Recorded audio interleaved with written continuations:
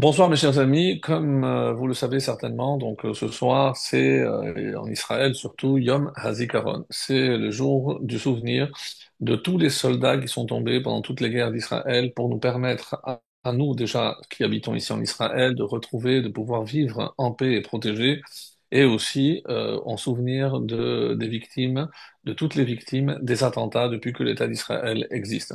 Il y a eu à 20 heures heure israélienne une sirène pendant 1 minute pour avoir une pensée pour tous ces héros qui sont tombés pour nous permettre évidemment de trouver un calme même relatif, puisque malheureusement ce n'est pas encore définitif.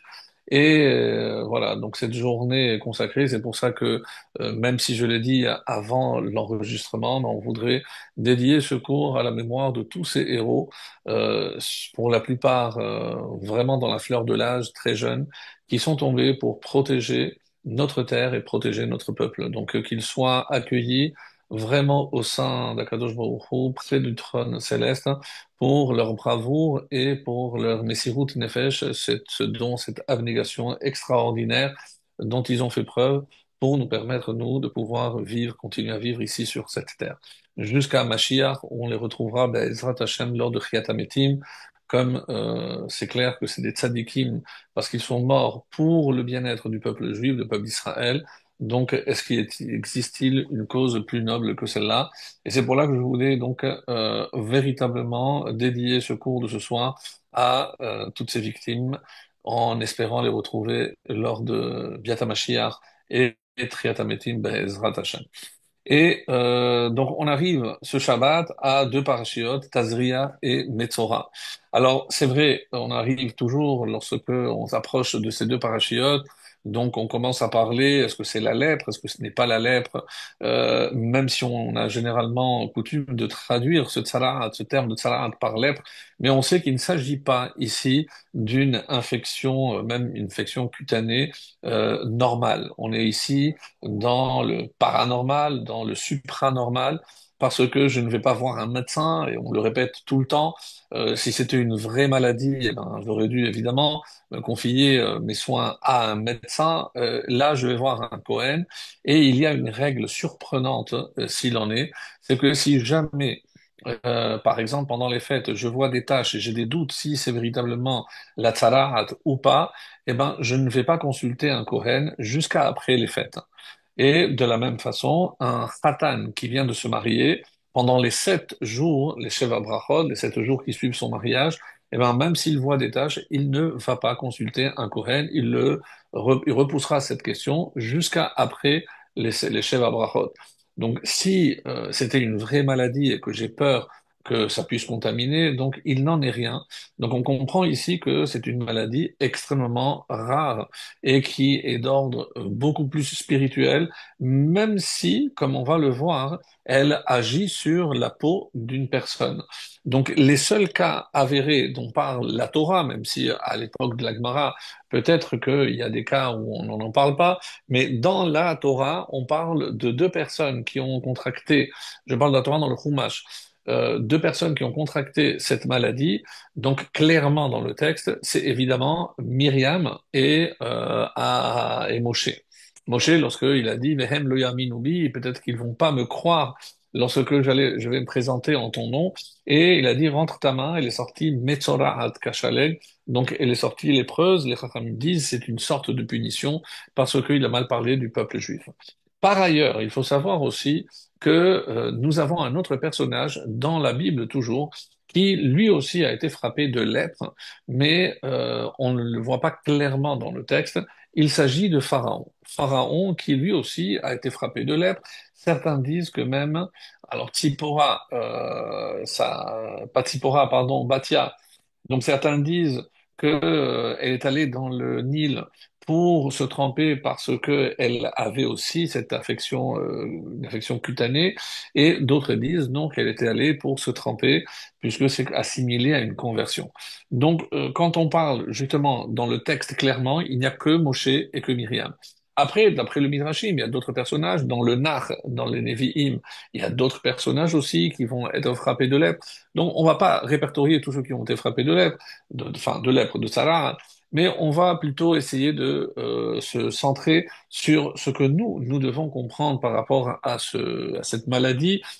Qu'est-ce qu'elle représente, même si les années précédentes, on a déjà beaucoup parlé en disant que c'était un bien finalement, parce que quelque part, c'est un avertissement, donc ça nous met peut-être la puce à l'oreille. Attention, si tu vois qu'on commence à avoir des tâches, pose-toi des questions, il y a quelque chose qui ne va pas. Alors, tout le monde sait que Metzora, c'est-à-dire ce fameux lépreux, c'est Motzi Ra. C'est celui qui fait sortir du mal. Donc, lorsque je regarde comment se déroulent les parachiotes, il se trouve que, curieusement, donc juste après Pessah, je vais voir la paracha de Shemini, comme on l'a fait. Shemini, c'est ce qui rentre dans la bouche. Donc, toutes les règles des animaux purs, impurs, des animaux que je ne dois pas manger, et au niveau des shratim, donc des insectes aussi, des poissons, donc toutes sortes d'animaux que je peux ou non consommer. Donc c'est la consommation, autrement dit, donc tout passe par la bouche. Donc maintenant, Metzora, chez Tazria et Metzora, les deux qui se complètent, donc ces deux paragiotes vont parler de ce qui sort de la bouche. C'est curieux parce que juste après Pessah, la bouche qui parle. Donc, on est allé chez Paro, comme le dit le Harizal. Paro, c'est Pera, c'est la bouche mauvaise. Donc, on va essayer d'analyser un peu plus tard pourquoi il a fallu aller en Égypte. Donc, chez quelqu'un qui est connu par sa mauvaise parole, par sa mauvaise bouche, Pera. Donc, c'est les lettres de Paro. Et quand on sort, on dit Pessah, c'est la bouche là qui va, oui, exprimer, elle va parler. Et donc, quand on va voir par exemple Rabbi Tzadok de Lublin, lui, il nous dit que il y a, pendant la fête de Pessah, deux types de mitzvot et les deux passent par la bouche. Donc, il y a la trachée artère et l'œsophage, donc, et les deux mitzvot, enfin, les mitzvot essentiels du soir de Seder, c'est ou raconter, c'est donc l'air, je dois parler et je dois manger la matzah et boire les quatre coupes, plus le maror, etc. Donc, c'est avaler. Je me rends compte que finalement, donc toutes les mitzvot de ce soir de Seder passent par la bouche, par les deux canaux que sont l'œsophage et la trachée artère.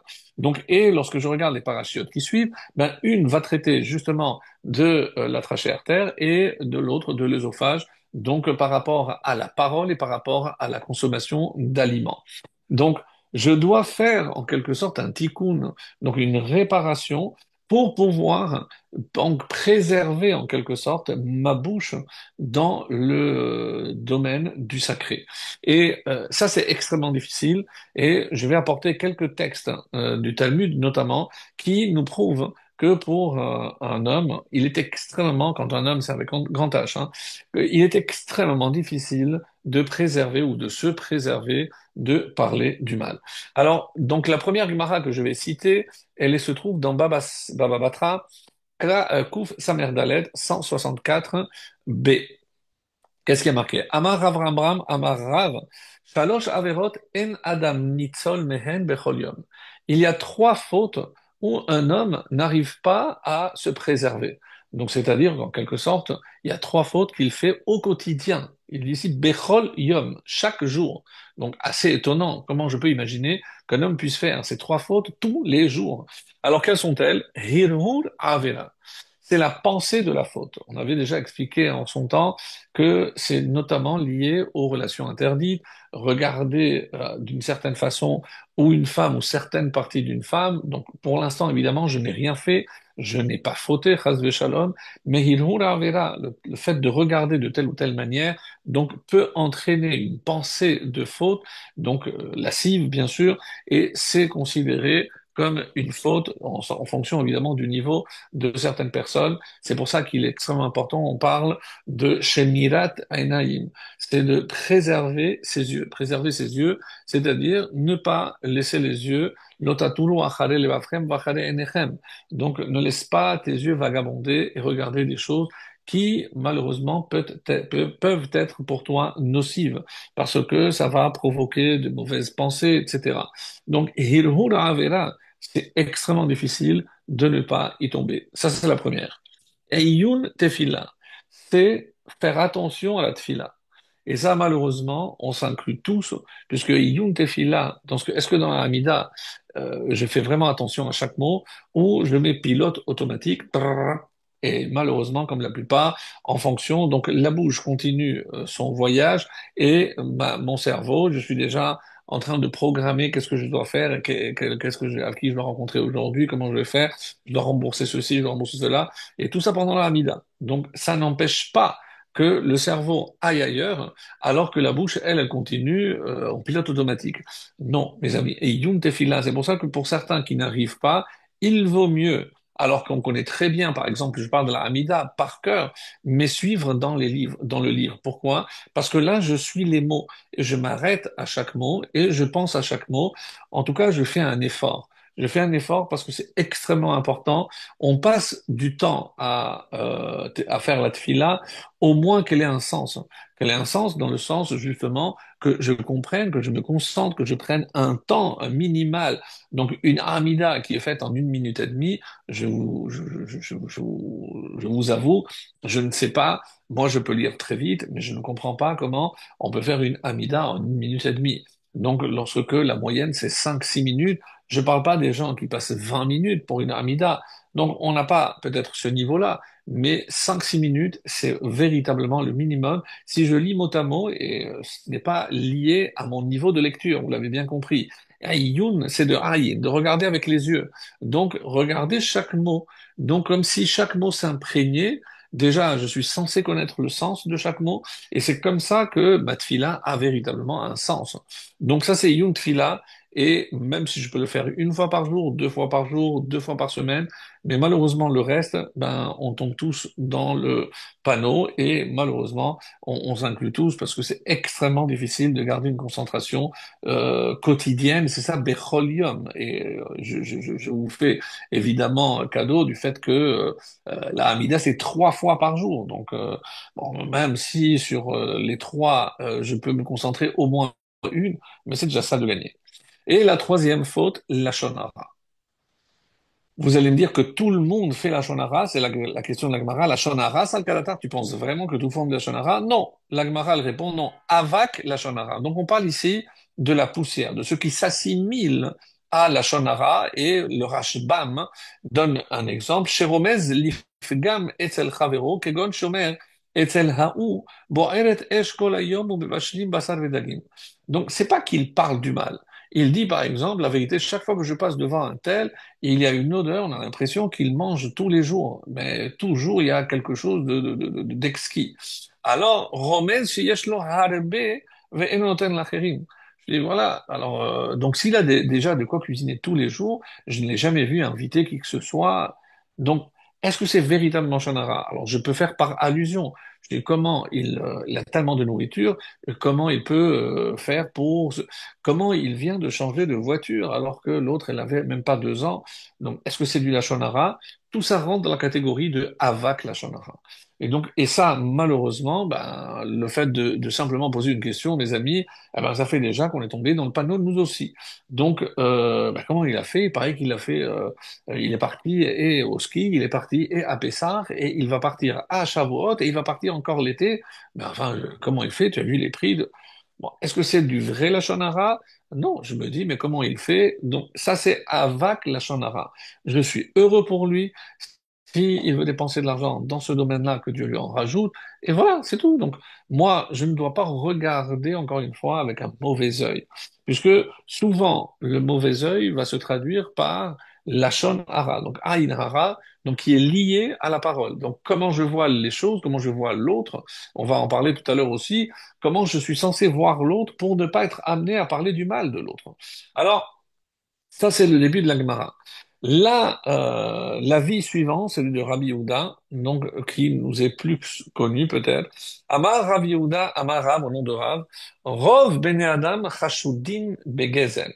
La majorité des gens sont suspects concernant, il y a une suspicion concernant le vol. Donc la majorité. Qu'est-ce que ça veut dire? On parle ici évidemment dans le domaine du commerce, comme l'expliquera l'imnoa mechavero mashemagi alo b'masa umatan. Donc, par exemple, c'est dans le domaine du commerce, eh ben, évidemment, chacun va essayer de tirer la couverture vers soi, ce qui va se traduire par, je vais essayer de peut-être pas l'arnaquer, mais si je sais qu'il est vraiment intéressé, alors je vais profiter pour le vendre plus cher. Est-ce que ça s'appelle voler? Non, il va me payer quelque chose que lui, il va récupérer. Donc, ça s'appelle pas du vol.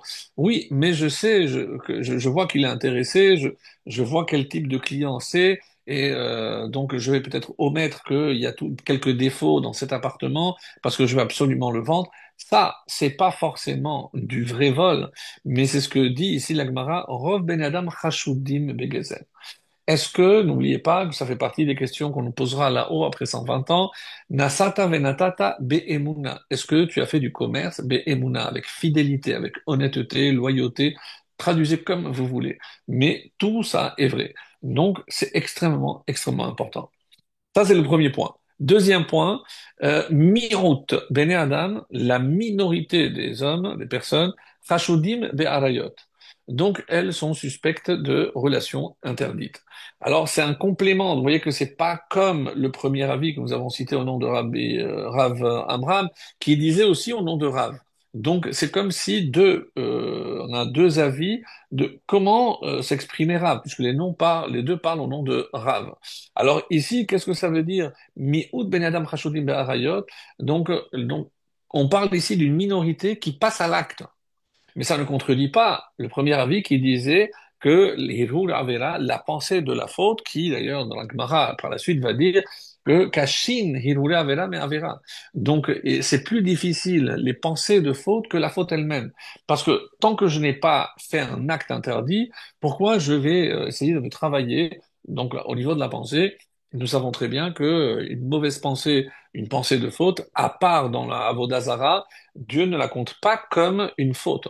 Et à l'inverse, donc une bonne intention, une bonne pensée, Dieu la compte comme si je l'avais fait, même si je n'ai un empêchement et que je n'ai pas pu accomplir ou réaliser, exécuter la mitzvah que je voulais faire. Alors ça c'est mi-out, ça c'est la minorité.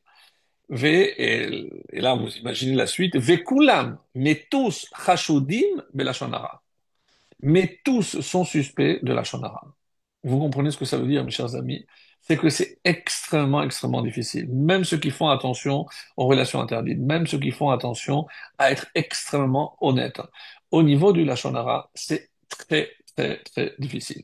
Alors, Hidushé Agadot, au nom du Maharsha, nous dit, Mashmaout ha-lashon de i-efshar li-natzel mishlosha avedot elu.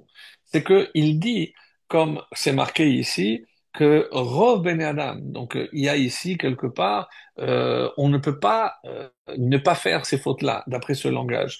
Li-natzel mishlosha avedot elu, l'ouler avoda pnimit shel ita'allut v'tkatshut. Oui, il y a un moyen, mais il faut un travail, une introspection extrêmement rigoureuse pour pouvoir nous atteindre ce niveau de ne pas tomber dans ces trois fautes que on remonte là-haut, c'est au niveau de la tfila, faire extrêmement attention, donc hirure avera, ne pas avoir de mauvaises pensées, et enfin la shonara, ou même avec la shonara, parce que même si je commence par la poussière, mais ensuite ce sera du vrai la shonara. Et c'est d'ailleurs pour cela que certains disent qu'il vaut mieux ne pas parler de quelqu'un d'autre, parce que tôt ou tard, je vais laisser ou je vais faire une allusion qui fera dire que oui, c'est vrai qu'il est, mais, et voilà. Et après, évidemment, une fois que je commence avec le mais, c'est fini. Donc, très très attention, ne pas commencer, et comme ça, je ne tombe pas dans le piège.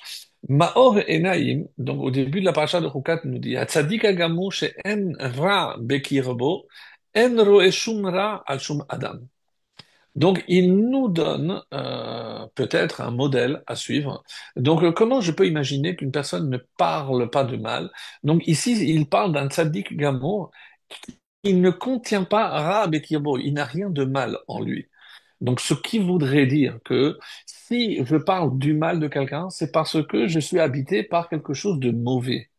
Et tant que je n'ai pas extirpé ce mal qui est en moi, eh ben, je verrai forcément le monde avec ce mal qui est en moi, et obligatoirement, je vais être amené à parler du mal de tel ou d'un tel.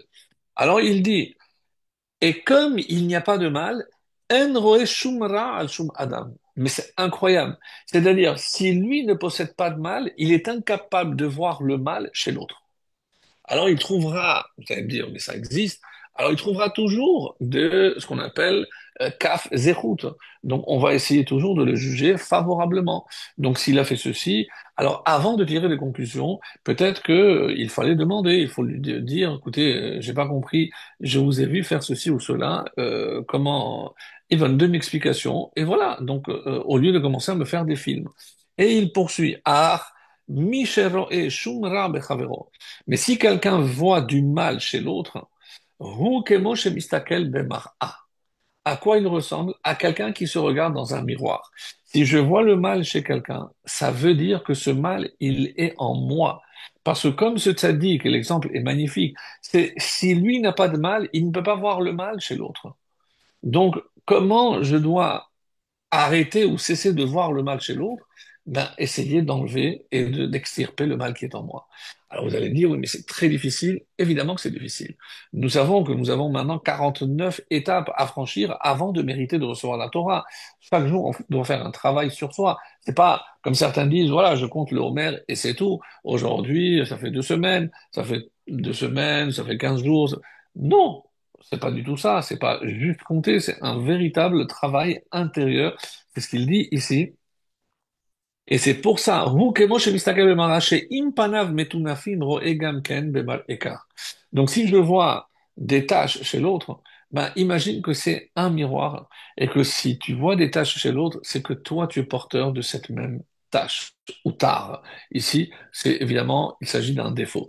Donc mes amis, on a ici une indication extrêmement importante pour essayer de faire un travail parce que tant que on n'a pas enlevé le mal qui nous habite, eh ben, malheureusement, on continuera à voir le mal partout, et surtout chez mon voisin.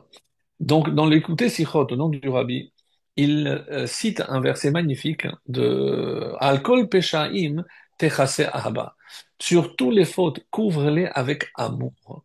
Donc, quand il s'agit de quelqu'un qu'on aime beaucoup, alors évidemment qu'on sait qu'il fait des erreurs, mais on est prêt à passer l'éponge parce que on l'aime. On sait très bien que notre enfant n'aurait pas dû faire ceci, mais comme on l'aime, on peut couvrir ses fautes. C'est ce qu'on demande à Hachem de faire avec nous. Vechol hanegaim adam ro'eh chutz minig'ei atzmo. Donc, on est capable de voir tous les défauts, chutz minig'ei atzmo, à l'exception de ses propres défauts. Mais c'est incroyable. C'est-à-dire, comment je peux imaginer que tout le monde ait des défauts, sauf moi? Et soyons honnêtes, on n'est pas parfait. La preuve, c'est que l'on n'est pas parfait, c'est parce on arrive à voir des imperfections chez l'autre. Donc, tant que je vois des imperfections chez l'autre, c'est la meilleure des preuves que moi-même, je suis porteur de beaucoup aussi de défauts. Et on va voir la lecture extraordinaire qu'il dit. La reine adelech le'avid adam lidiat chesronotav. Comment je peux amener quelqu'un à prendre conscience d'abord de ses manques, de chesronotav. Alors il dit, Hu al yedeh shemazminim oto lir'oto bezulato. Alors, comme il n'est pas conscient encore des tares dont il est porteur, alors qu'est-ce qu'il va faire Hachem? Il lui envoie quelqu'un qui est lui aussi porteur de ces mêmes défauts, mais pas pour qu'il le critique, mais c'est comme si Hachem nous dit, voilà, tu le vois, ben, tu vois ces fautes-là, eh ben, c'est le message qu'Hachem nous adresse pour nous dire que si tu arrives à les voir, c'est que toi aussi tu es porteur. C'est comme l'histoire de cette femme qui dit, tu te rends compte, la voisine, elle n'arrive pas à laver son linge. Un jour, 2 jours, jusqu'au mari, le jour où il a compris, il a lavé la vitre et il a dit, ah tiens, maintenant son linge est propre. Donc, tant que notre regard à nous est sale, eh ben, on va voir la saleté chez l'autre. Parce que on est toujours plus prompt à regarder les défauts chez l'autre que chez nous-mêmes, comme il dit, chutz minig et atmon. Donc on n'arrive pas à voir ses propres défauts. Alors, al chez Masminin, comme il a dit, chez Hurroe, pechitu travero, lorsqu'il voit ses défauts, ses défaillances, chez Margish lorak et atzor eretaken, ata un tikun. Donc, et c'est une invitation, évidemment, à réparer ce mal qui est en lui. Et c'est là. Et עצם ההרע של חברו, הרי זה מעיד שפניו מטונפים. N'oubliez pas que si tu arrives à voir, c'est que c'est ton visage qui est sale, et c'est pour ça que tu vois la saleté chez l'autre. Alors il dit, וזהו אשר כל הנגעים שהאדם רואה בחוץ. Et donc il lit ici, il change. כל הנגעים שהאדם רואה חוץ, Hem totsa'a minigay atzmo. Tout ce que je vois à l'extérieur, parce que chutz, c'est à l'exception d'eux, mais c'est aussi à l'extérieur. Donc c'est un jeu de mots que fait ici le rabbi en disant, donc tous les défauts que tu vois à l'extérieur, c'est-à-dire chez l'autre, alors unikae atzmo, ce sont tes propres défauts. Et c'est une lecture merveilleuse de ce passage de l'Agmara pour que l'on comprenne, mes amis, que le mal n'est pas chez l'autre, mais c'est dans le regard que l'on porte sur l'autre. Et c'est tellement vrai, c'est tellement difficile de faire ce travail, et le monde irait tellement mieux si on était capable justement de nettoyer déjà peut-être ses lunettes pour voir le monde un peu plus propre. Et au sens figuré, c'est laver justement, enlever tout ce mal qui est en nous pour pouvoir porter un regard bienveillant sur les autres et sur le monde. Alors, et là, on arrive à un enseignement, lorsque je l'avais découvert, moi, véritablement, ça fait dresser le cheveu sur la tête, c'est que c'est le Zohar qui nous révèle que lorsque on fait du Lachon Hara, en fait, on fait une double faute. Pourquoi? N'oublions pas qu'Hachem nous a créés. Alors, d'après, comme vous le savez, le Sefer HaKuzari, il y a les quatre niveaux de la création, donc le minéral, le végétal, l'animal et le parlant, le Médaber. D'après le Kuzari, il y aurait un cinquième, c'est-à-dire Israël. Et il dit ici que Hachem a donné la faculté de la parole, surtout aux Juifs, hein, qui sommes à l'image de Dieu. Tout le monde comprend que l'image, puisqu'on ne peut pas représenter Hachem. Alors, c'est quoi cette image? C'est le pouvoir de la parole. C'est Hakol Niya Bidvaro. Parce que Dieu a tout créé par la parole. Donc, si on est à son image, c'est-à-dire qu'on a une parole d'une puissance colossale, on ne peut même pas imaginer. Mais le revers de la médaille, c'est que cette même parole qui peut être créatrice, hein, mes chers amis, peut être aussi destructrice. Donc, et ça, c'est la shonara. Pourquoi c'est tellement grave? Parce qu'Hachem t'a donné la parole pour créer. Alors vient le Zohar et nous révèle quelque chose de merveilleux. Il dit pourquoi c'est une double faute? Non seulement tu as parlé du mal de quelqu'un, mais tu as loupé une occasion de parler du bien de quelqu'un. Parce que si je t'ai donné la parole, c'est pour que tu en fasses un bon usage. Alors, dans les mots, car neenash biglal mila tova sheba'a leyado velo amar. Donc, il sera doublement puni.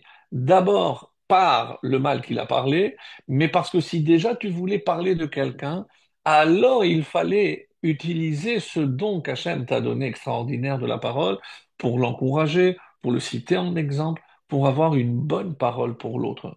Donc, si déjà on dit tous les jours, Hakol Yafé la Bessamine, si la voix, le son de la voix, Yafé, elle est bonne, euh, elle est bénéfique. Donc, chercher pour les plantes.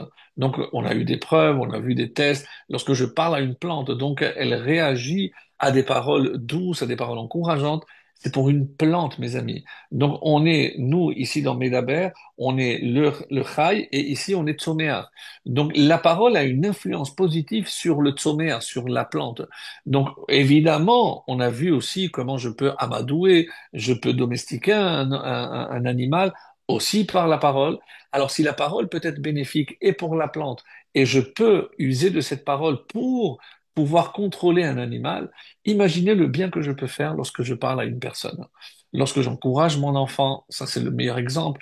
Donc, imaginez le mal que je peux faire, mais t'es un nul, t'arriveras jamais à rien, mais je ne comprends pas, qu'est-ce que tu fais de ta vie? Mais c'est catastrophique. Là, je suis en train de le détruire, comme les Rachamim disent ici. Pourquoi on dit que la vie et la mort est entre les mains du Lachon, de la langue? Eh ben, on dit, mais quoi, le Lachon, il a une main. De la même façon que tu peux détruire avec la main, tu peux détruire aussi avec la langue. Je peux vraiment détruire. et des parents qui ne sont pas conscients de l'influence de ces paroles sur leurs enfants, ils sont en train de faire une transgression, une destruction, mais pour l'enfant et pour tous les descendants par la suite, parce qu'il va manquer de confiance, parce que c'est extrêmement, extrêmement nocif. Donc, il faudrait retenir, mes chers amis, ceci, c'est que évidemment que nos enfants ne sont pas parfaits, mais il faut les guider, il faut les encourager. Et évidemment, je commence avec mes enfants, ça peut être mon voisin, ça peut être, ah, mais tu as vu, il transgresse le Shabbat, mais c'est un rachat. Oh, calmos. Peut-être que si tu allais adresser une parole gentille, si tu donnais un exemple au lieu de regarder d'en haut et avec presque haine, eh ben, parce que généralement, c'est la meilleure réponse à la haine, c'est la haine. Donc, on a parlé de miroir. Donc, si les autres ne nous aiment pas, c'est parce que c'est aussi le fait que nous ne les aimions pas. Donc, il faut se poser, mes amis, les véritables questions. Et encore une fois, on est là pour cela. On n'est pas là pour dire que le monde est beau et que tout va bien dans le meilleur des mondes. Non, aller faire un tour en Espagne et au Portugal, ils sont restés dans le noir. Donc pas 3 jours comme les Égyptiens, mais on n'a jamais vu ça au XXIe siècle, que tout un pays, 2 pays limitrophes, est passé je ne sais combien de dizaines d'heures dans le noir à le plus absolu. Donc c'est peut-être, encore une fois, un juif interprète tout ce qu'il voit. Et donc il doit se poser les bonnes questions. C'est peut-être pour nous inciter à mieux voir, au lieu de voir que le noir, au lieu que de voir le mal. Peut-être que si nous étions capables d'apporter le bien, déjà entre nous, parce que c'est extrêmement important. Et vous allez voir, il y a un exemple magnifique de la sortie d'Égypte le temps qu'on arrive. Donc, par rapport et c'est ce que je citais, se trouve dans le traité de Arachin, à la page 15b, et Mavet, pardon, Vechayim, Beyad alashon, Vechiyed, Yesh Yad lalashon, c'est la Gemara qui pose la question, mais quoi, la langue a une main? Non. Et là, Mayad Memita, de la même façon qu'une main peut tuer, donc moi j'étais encore gentil, Avlashon Memita, la langue peut aussi tuer. Moi j'ai dit faire du mal, mais le lashon, le langage de la Gemara est clair. C'est memita, c'est mise à mort, peut tuer quelqu'un.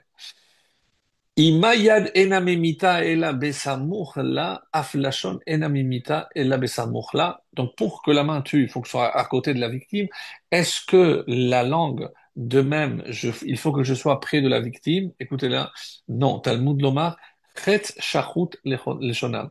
Non, la langue est aussi acérée comme une flèche.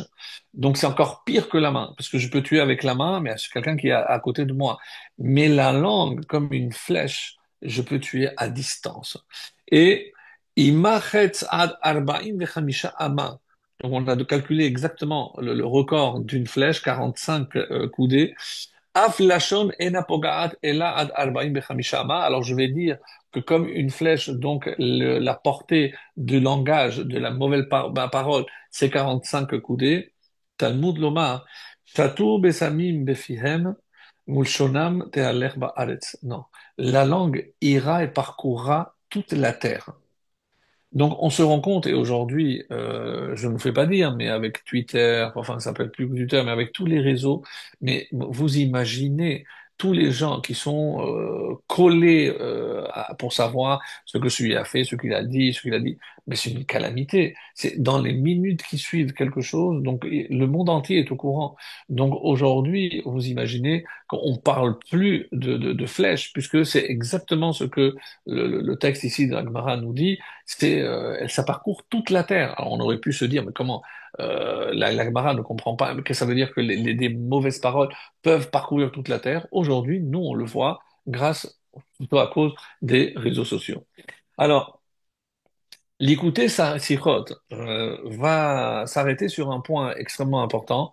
Pourquoi? Parce que il dit, par rapport aux 3 types de tsaraat qui existent, donc je garde le mot en hébreu tsaraat pour ne pas induire en erreur en lisant ou en disant l'être. Donc il y a 3 types de tsaraat. D'abord, elle vient sur la maison, ensuite sur le bâtiment, donc sur la maison, et enfin sur la peau. Alors, les Rachamim nous disent, qu'est-ce que c'est que sur la maison, les murs de la maison?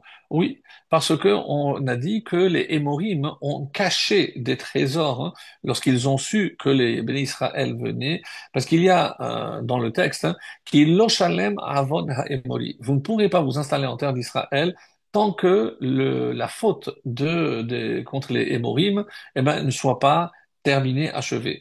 Et il a fallu donc Dor Revi'i, donc la quatrième génération.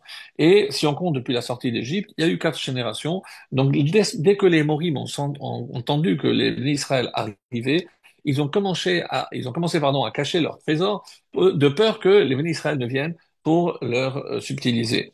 Et comment ils allaient être amenés à les retrouver? Eh bien, les Rachamim nous disent, c'est que grâce à cet avertissement qui allait tacher les murs, donc on allait casser les murs et on allait trouver ces trésors. Alors ça, c'est l'explication simple. Il y a d'autres explications. C'est que je n'ai pas voulu aider quelqu'un de pauvre parce que j'ai prétendu ne pas avoir alors que j'ai caché. Et donc, quand la lèpre viendra, la tzara, pardon, viendra, ah ben alors, ça va être au vu et su de tout le monde, puisque ça va être dévoilé que oui, j'avais des trésors cachés chez moi. Donc, bon, il y a plusieurs lectures possibles de cette faute.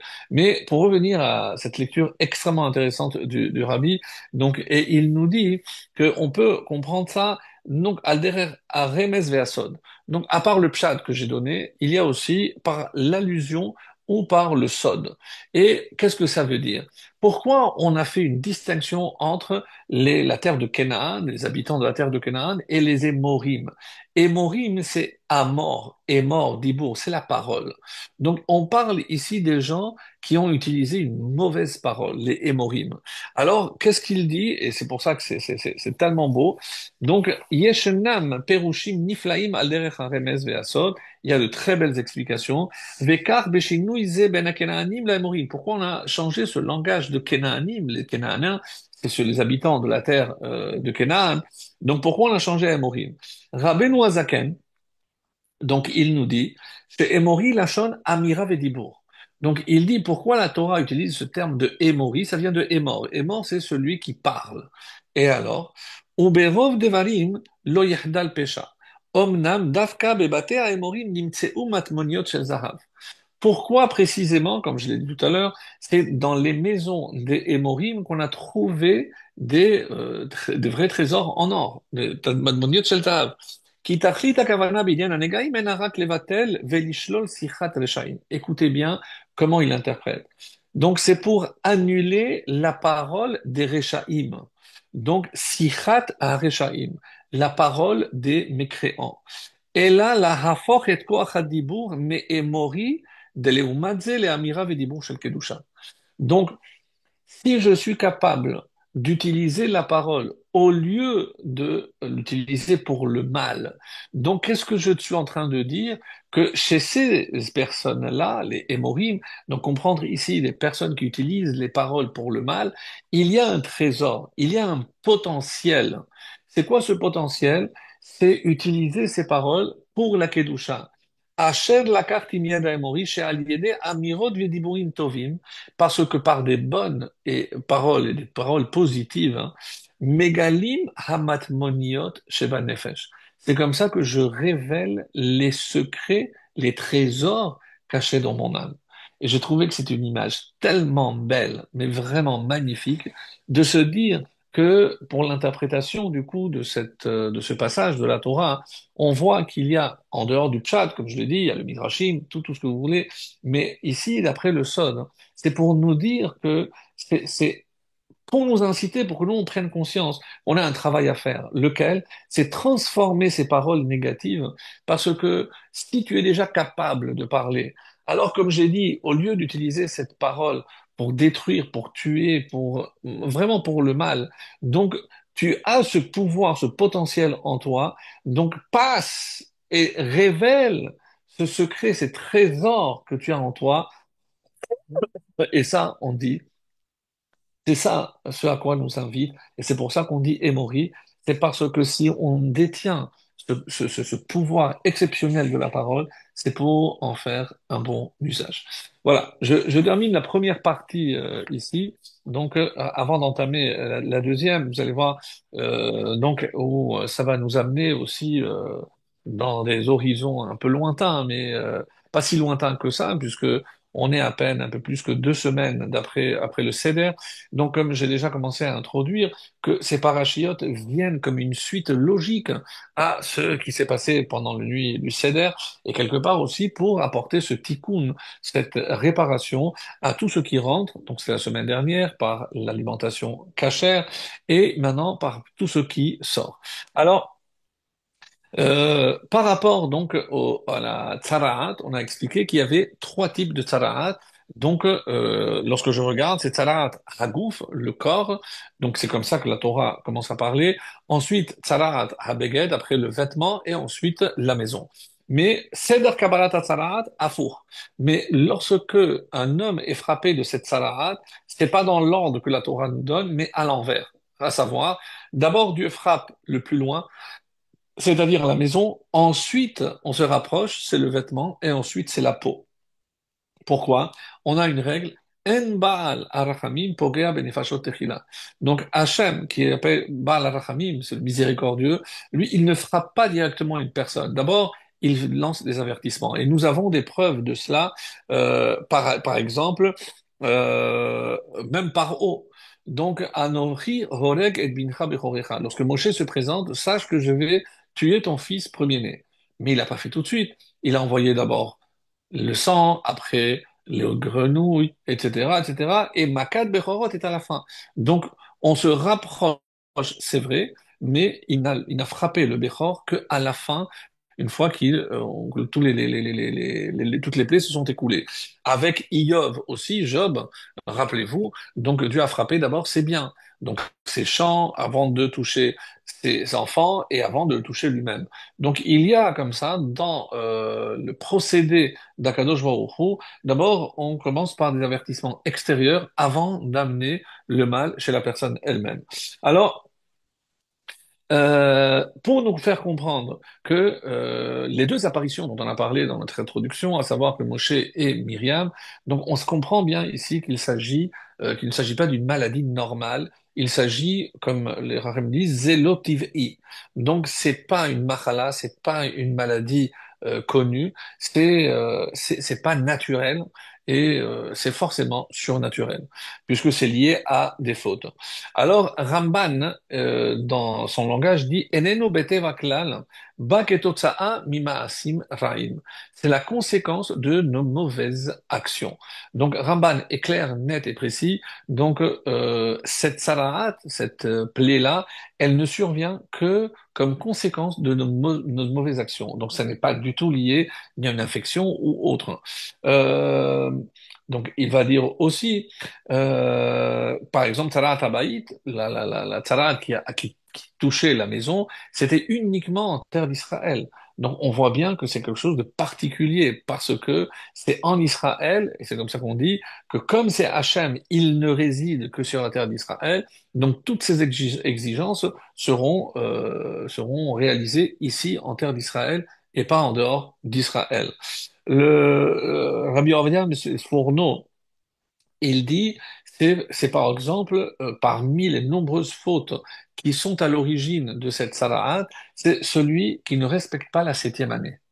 Celui qui ne respecte pas la septième année, donc il se verra également affecté par cette sala'at, en tout cas lorsque le temple existait. Le Kliyakar nous dit que c'est évident que ça ne peut pas venir mitzad hateva, ça ne vient pas naturellement, donc ça ne vient pas sur le sang ou autre, donc c'est un S par rapport à ce onesh. Donc c'est une sanction miraculeuse.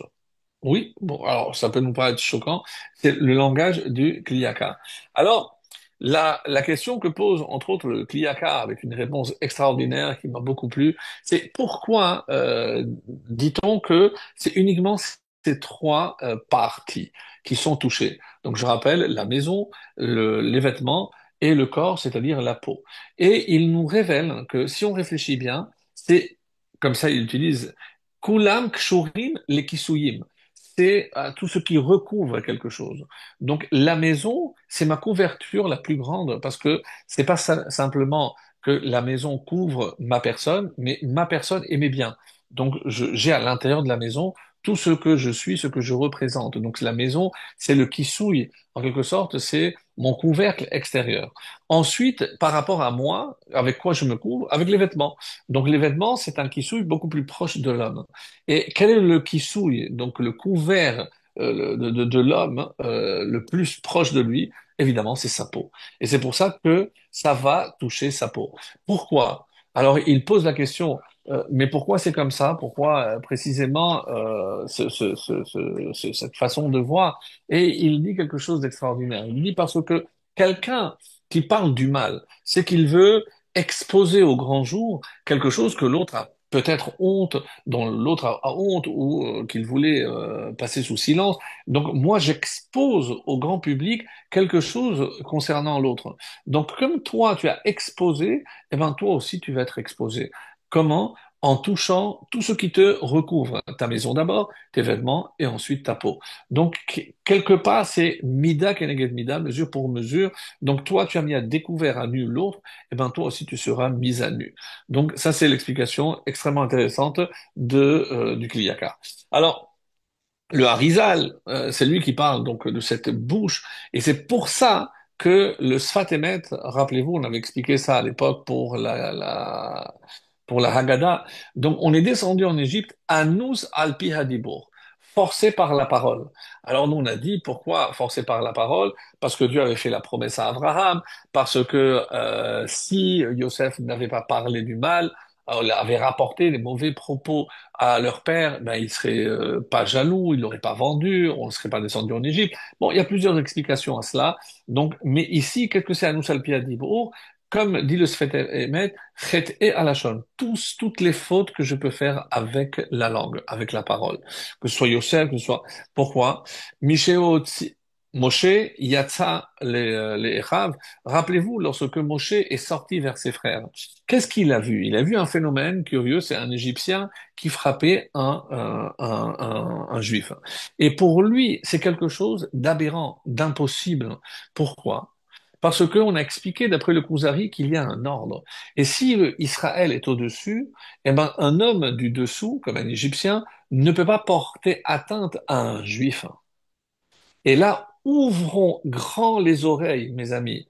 Comment ça peut étonner Moshe? Mais vous avez vu tout ce qu'on a souffert de la main des non-juifs, et vous venez me dire qu'un non-juif ne peut pas porter atteinte à un juif. Mais il n'y a que ça dans notre triste histoire, pour ainsi dire, longue et triste histoire, avec toutes les persécutions, les tentatives de destruction, de tout ce que vous voulez, d'extermination. Alors, Moshe, le deuxième jour, il est sorti, il a vu un juif frapper un juif. Qu'est-ce qu'il a dit? Achen noda davar. Maintenant, j'ai compris. Plusieurs explications, évidemment, là encore. Qu'est-ce que j'ai compris? Bah, maintenant, j'ai compris pourquoi ce peuple mérite d'être asservi, parce que si chez eux, il y a des délateurs, parce qu'ils ont dit, ah, je vais aller rapporter au pharaon ce que tu as fait à l'Égyptien. Donc, mais il y a une autre lecture magnifique, Achen Noda Dava. Je me suis toujours posé des questions depuis, enfin toujours depuis hier. Je ne comprenais pas comment un Égyptien pouvait avoir le dessus et porter la main sur un Juif. Mais maintenant, j'ai la réponse. C'est parce que les Juifs se portent la main un sur l'autre, à digérer. Si un Juif ne faisait pas du mal à un autre Juif, aucun goy au monde n'aurait la puissance, la force de faire du mal à un Juif. Voilà ce que ça veut dire. Vous imaginez les conséquences. C'est-à-dire, si on veut cesser qu'on nous fasse du mal, mes amis, on n'a pas à s'en prendre aux autres. Pas du tout. Regardez, c'est Moshe. Achen noda adava. Maintenant, j'ai compris pourquoi. Parce qu'il s'est toujours posé la question, c'est pas normal, c'est pas logique. Si Hachem a placé le juif au-dessus de tous, donc comment c'est possible qu'un inférieur, d'un rang inférieur, puisse faire du mal à un juif? C'est pas concevable. Quand il a vu ces deux juifs se disputer et porter, lever la main sur l'autre, il a dit, maintenant j'ai compris. Je vous assure, c'est révolutionnaire. Si on pouvait méditer et se dire, si on pouvait malheureusement éviter de parler, parce que c'est pas simplement lever la main et la battre sur l'autre. Hein. Non, parler du mal de l'autre, on a dit, c'est comme le tuer.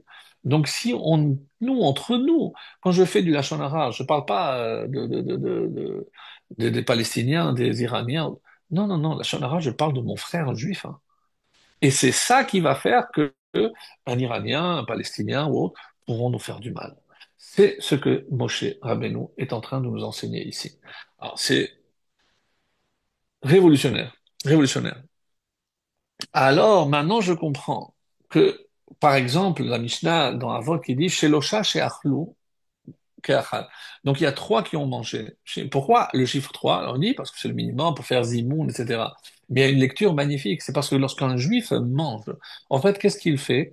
Il mange l'animal qui s'est nourri de végétal et le minéral, parce que généralement, je mets du sel. Donc, chez l'Orcha, chez Arlou, lorsqu'un juif mange, il élève toute la création. Donc, il n'y a que le juif qui a la capacité d'élever toute la création. Comment imaginer que quelqu'un d'un rang inférieur puisse lui porter atteinte? C'est inconcevable. Alors, c'est ce qu'il dit. Et le Khatam Sofer dit, Achad mitartav, lo yachol leakot echad me'alav. Khatam Sofer, clair, net et précis. Un de quelqu'un d'un rang inférieur ne peut pas porter atteinte à quelqu'un d'un rang supérieur. Alors, le Gaon de Vilna nous dit, et c'est pour ça que je disais que c'est lié à la sortie d'Égypte, mais c'est révolutionnaire, parce que je ne sais pas comment on n'a pas pensé avant que le Gaon de Vilna nous pose la question. Rappelez-vous, lorsqu'on devait sortir d'Égypte, hein, on nous a dit que avant de sortir, vous allez demander chacun à son voisin ou à sa voisine pour Klechese, Vechlezahab, etc. Mais qu'est-ce qu'il y a? Comment le texte dit clairement? Vesha'al ish me'et re'ehu ve'isha me'et re'uta kele kesef vechel zahav.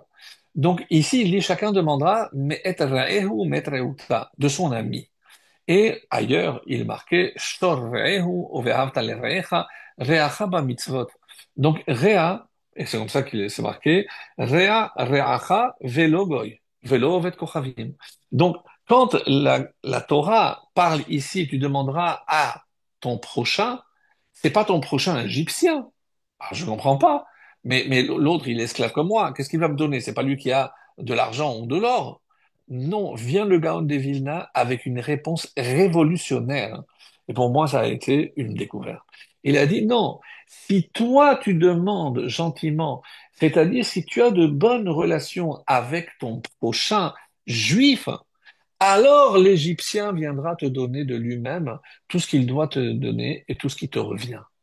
C'est-à-dire que là encore, tout ce que nous allons avoir de l'extérieur, en mal, comme on a vu, mais en bien aussi, quand c'est lorsque toi, Véchaal, qu'est-ce que je demande à mon prochain? Comment vas-tu? Est-ce que tu vas bien? Si je me préoccupe de l'autre, donc, et une femme se préoccupe d'une femme, un homme se préoccupe de son prochain, alors on aura que les chesed et les zahab. Les Égyptiens viendront de même nous les donner. C'est ahurissant, purement ahurissant.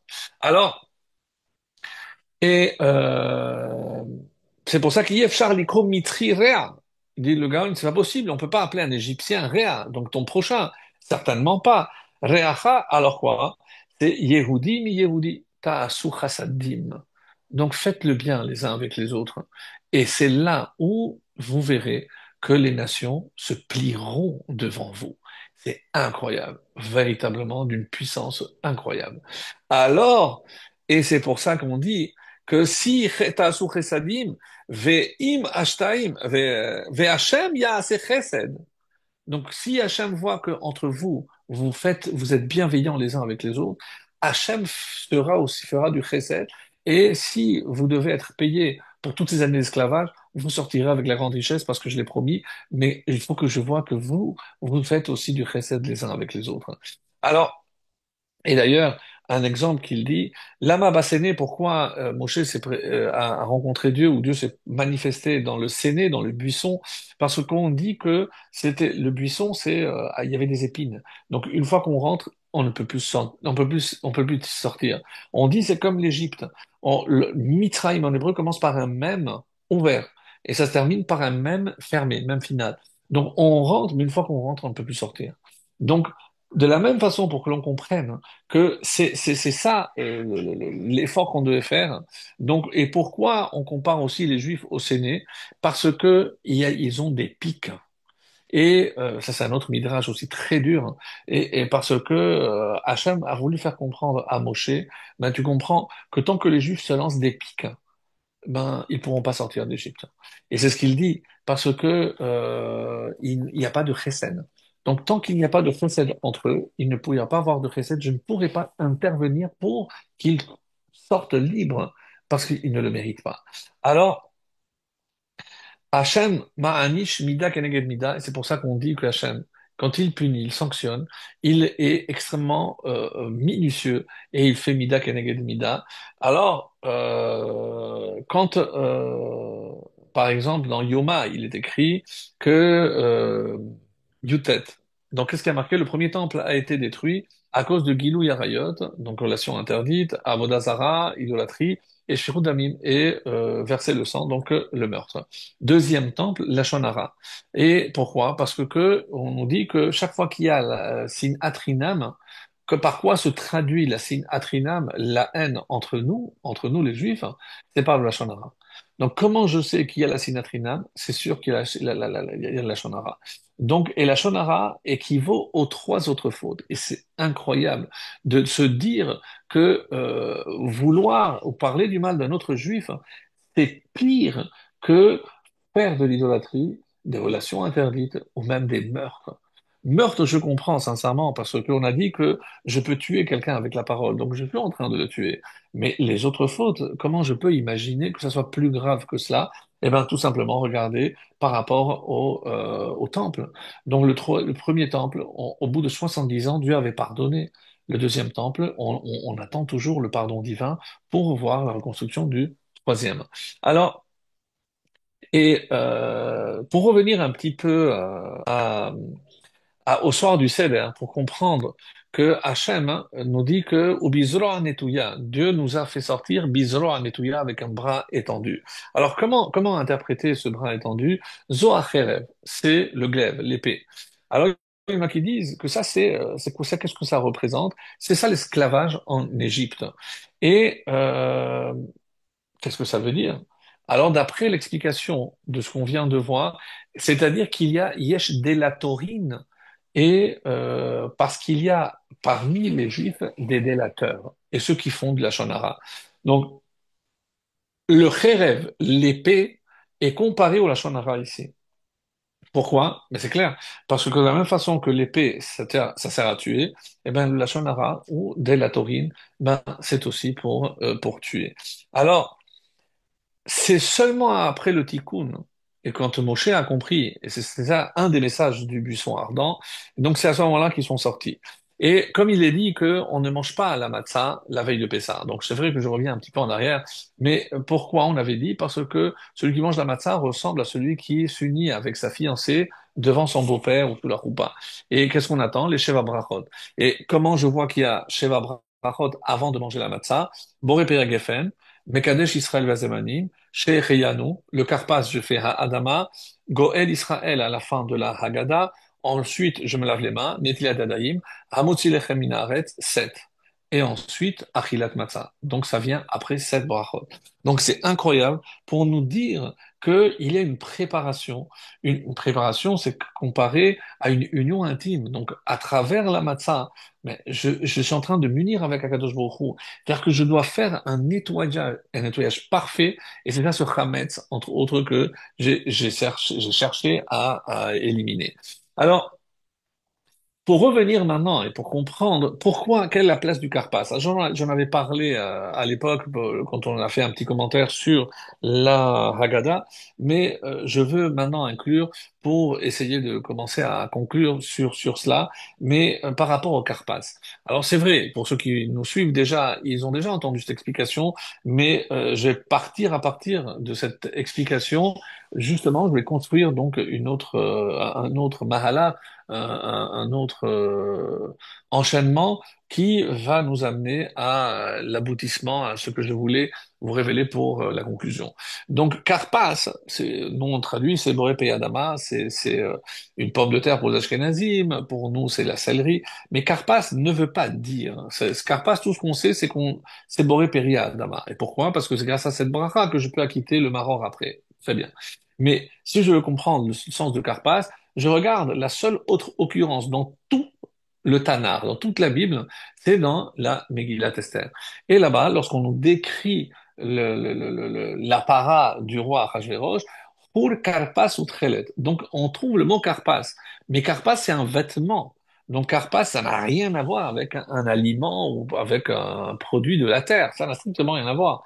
Donc pourquoi maintenant on introduit ce vêtement et qu'est-ce que ce vêtement vient faire au début de notre récit de la Haggadah pour que l'on comprenne que c'est à cause de ce que représente ce karpas qu'on est descendu en Égypte, etc., etc.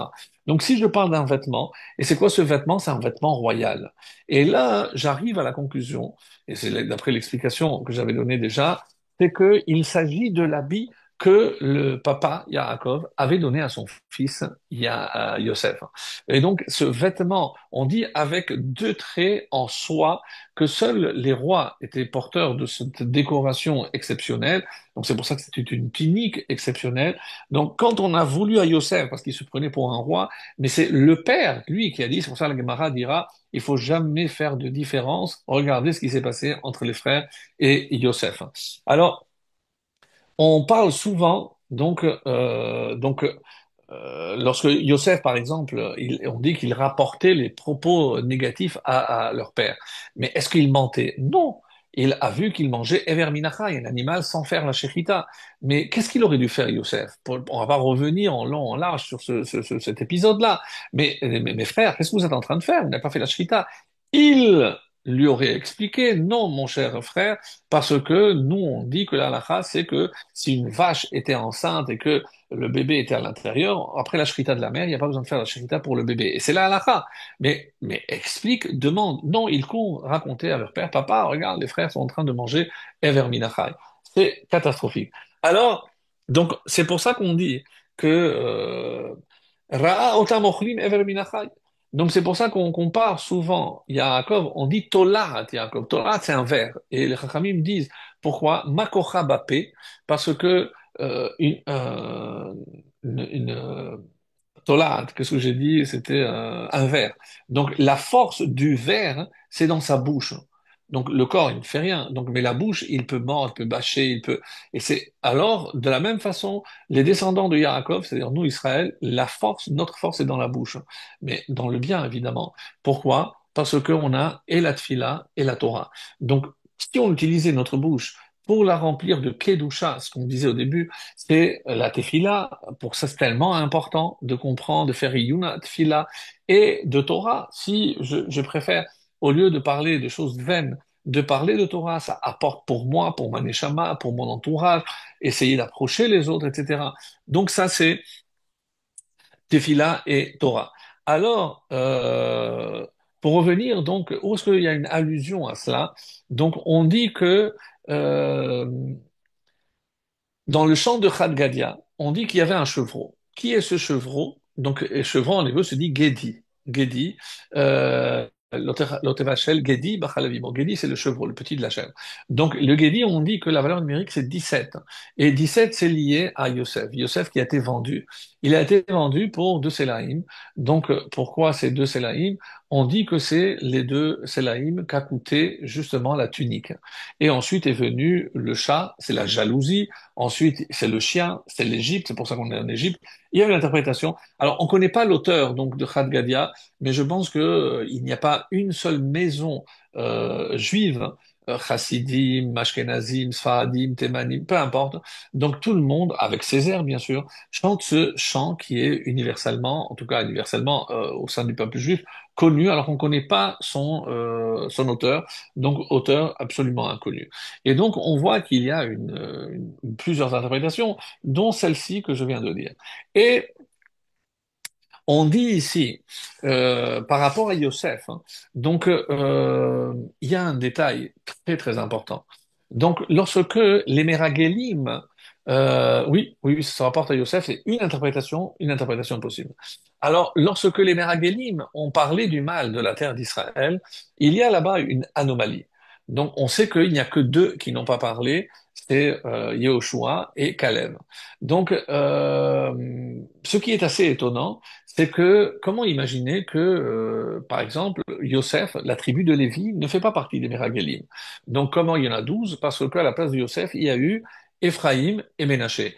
Et comment le texte dit? Les matés Éphraïm, Yehoshua bin Nun. Donc, Yehoshua bin Nun n'a pas parlé du Lachon Hara de la terre d'Israël. Les matés Yosef, les matés Ménaché, Gadi Ben Soussi. Donc, mais Gadi Ben Soussi, il va oui parler du mal. Et donc, comment se fait-il qu'un descendant, et donc de Ménaché, qui est de Yosef, parce que de la même façon que Yosef a parlé du mal des frères, et tout a commencé par là, donc oui, ça va se transmettre. Et c'est pour ça que quelque part, Éphraïm est sorti du lot, c'est Caleb Ben Yifouné, Yoshua bin Nun, pardon, et les matés Yosef les matés Ménaché, et c'est pour ça qu'on a collé. Pourquoi on parle ici de Yosef? Yosef, on aurait pu mettre aussi avec Ephraïm, mais pas avec Ménaché. Non, pour nous dire que c'est pour cela que c'est Gadi Ben Soussi qui va, oui, parler du mal de la terre d'Israël. Alors, pour revenir donc à Chad Gadia, un détail assez important, et ça a été écrit par des chassidim concernant ce chant, c'est qu'on n'a pas le droit de se moquer.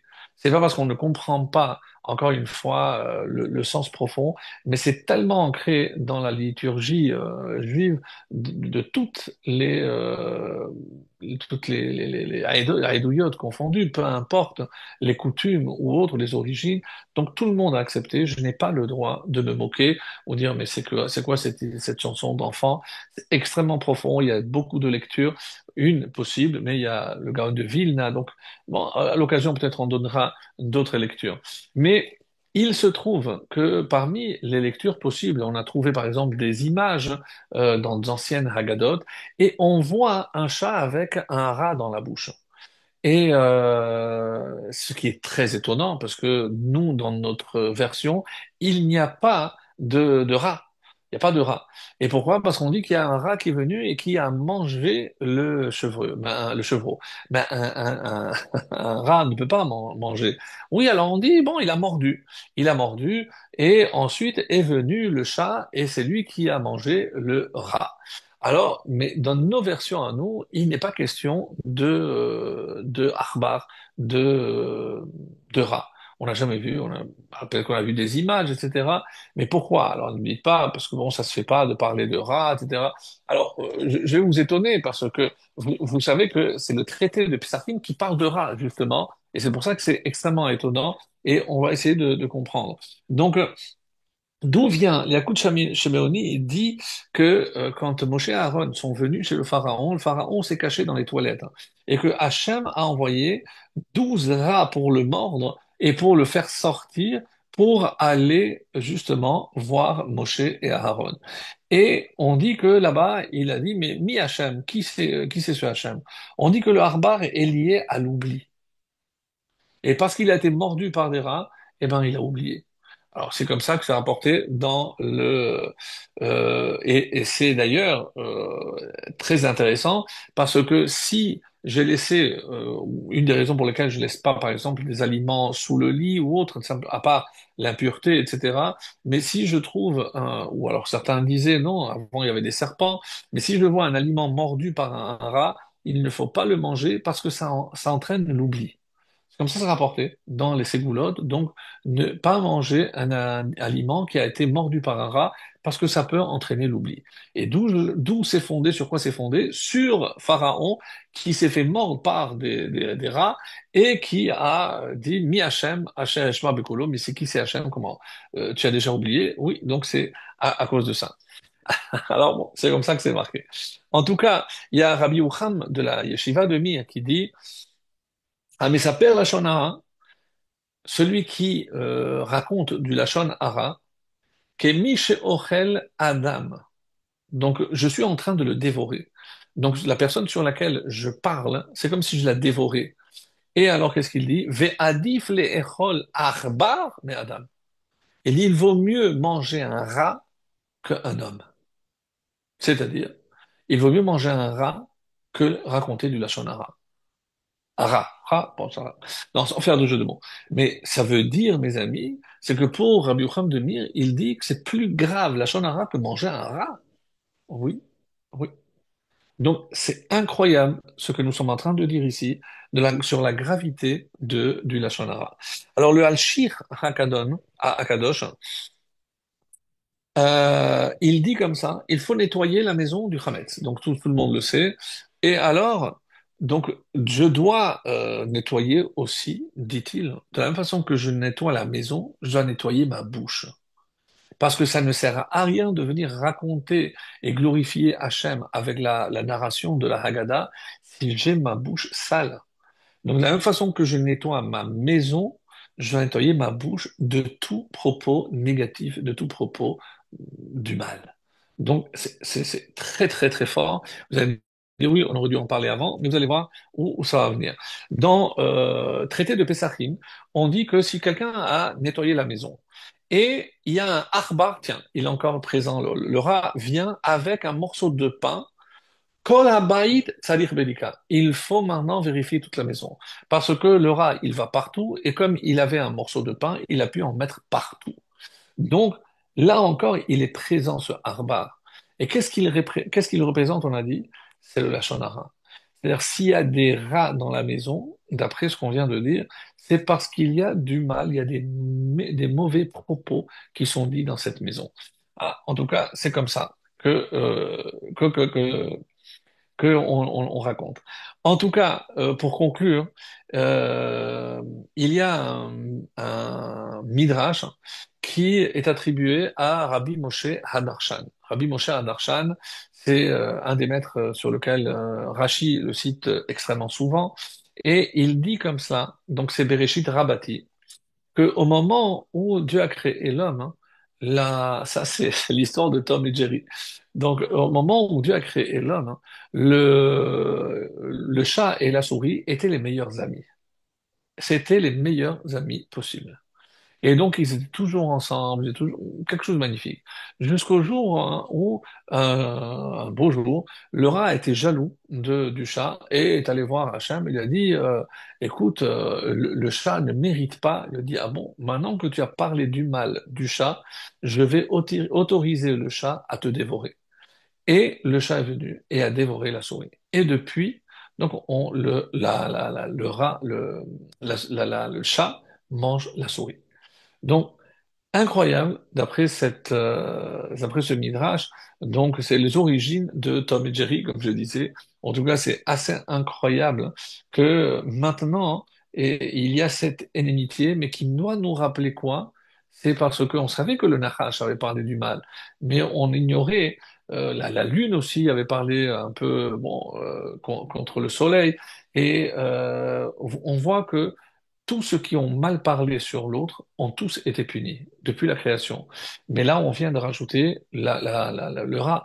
Et donc, on comprend maintenant pourquoi dans Had Gadia, c'est cette mauvaise parole et qui vient juste après Yosef. Parce que si Yosef n'avait pas mangé, n'avait pas parlé du mal, la souris, le rat, eh bien, il y aurait pas eu la jalousie des frères. Et donc, c'est les frères qui viennent maintenant pour détruire le rat, c'est-à-dire le Lachon Hara que Yosef a dit, et c'est pour ça qu'on va arriver en Égypte, et ça c'est le chien qui est comparé à Paro, etc., etc. Donc une suite que l'on connaît extrêmement intéressante. Et je termine par une anecdote que j'avais entendue de la bouche du Rav Rosenblum, une histoire incroyable, qui disait que quelqu'un, il y avait donc un Rav très connu, qui se rendait compte qu'il aimait beaucoup inviter les gens le Shabbat, mais bon, déjà, des fois, les gens ne savaient pas forcément parler de Torah, et ils détestaient qu'on puisse parler des autres. Alors, qu'est-ce qu'il avait fait? Il a inscrit sur la table quatre mots. Gadol, Hagedola, Gedola, Gedolot. Et il leur disait, voilà, c'est une devinette, qu'est-ce que ça représente? Et tout le repas passait donc à essayer de découvrir ce que cela voulait dire. Et très peu, évidemment, on pouvait trouver la réponse à cette devinette, hein, parce qu'elle est d'abord très puissante et elle servira de conclusion à notre étude. Gadol, c'est la parole qu'a prononcée Caïn lorsqu'il a porté atteinte à son frère Hevel. Il l'a tué, il a dit Gadol Avoni Mineso. Ma faute est trop grande pour que je puisse la porter. Donc le premier mot Gadol, c'est Shefichud Damim, c'est verser le sang, c'est le meurtre. Ensuite, le deuxième, hein, c'est lorsque Yosef, hein, donc il s'est pratiquement laissé séduire par la femme de Potiphar. Et qu'est-ce qu'il a dit? Il a dit Er e'ase hara'a hagedola azot. Comment je peux faire hagedola? C'est-à-dire, le deuxième mot, hagedola, c'est les relations interdites. Vous voyez, évidemment, où je veux en venir. Donc, le premier mot, c'est le meurtre. Deuxième, c'est relations interdites. Et ensuite, lorsque le peuple juif a fauté avec la faute du veau d'or, qu'est-ce qu'il a dit Moshe? Moshe, parce que le peuple a fauté, chata'a gedola, une très grande faute. À quoi ça fait allusion?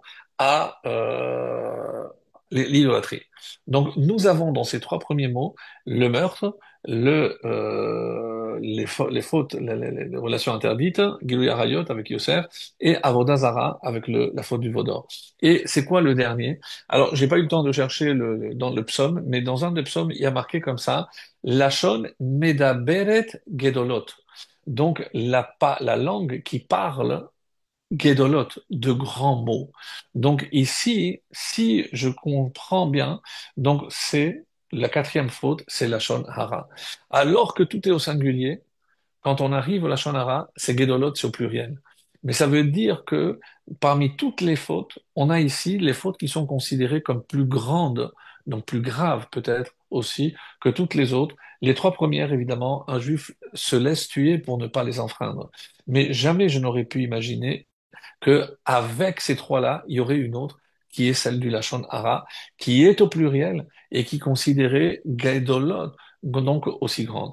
Alors, mes amis, faisons un effort pour utiliser toujours notre bouche pour parler du bien, pour que, comme l'enseigne nos Chachamim, n'oubliez pas que la vraie guérison en hébreu, refoua, c'est deux mots. Or, P. Or, c'est la lumière, P, c'est la bouche. Parce que la vraie guérison, c'est lorsque de notre bouche sort la lumière de la Torah, j'espère. Très bonne soirée à tous.